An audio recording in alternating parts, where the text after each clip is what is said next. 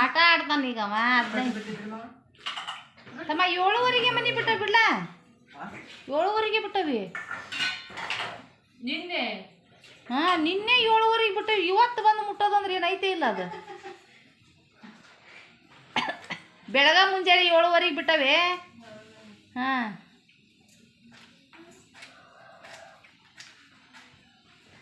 ಊಟ ಮಾಡ್ಸ, ಹೊಟ್ಟೆ ತುಂಬ ಊಟ ಮಾಡಿಸಿ ಹೇಳಿ. ತತ್ತಿಗೆ ಬಂದತೇನ್ರಿ ಅದು.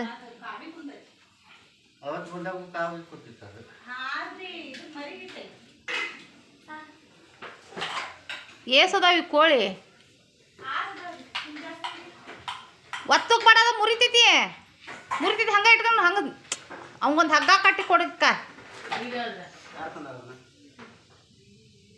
ಇಸ್ಕೊಂಡು ತಂದ ಫೋನ್ ಮಾಡಿದ್ನಂತ ಮಾಮ ಟ್ಯಾಕ್ಟರು ಅಂತಂದು. ಯಾರು ತಂದಾರದ್ನ? ಮಾಮ.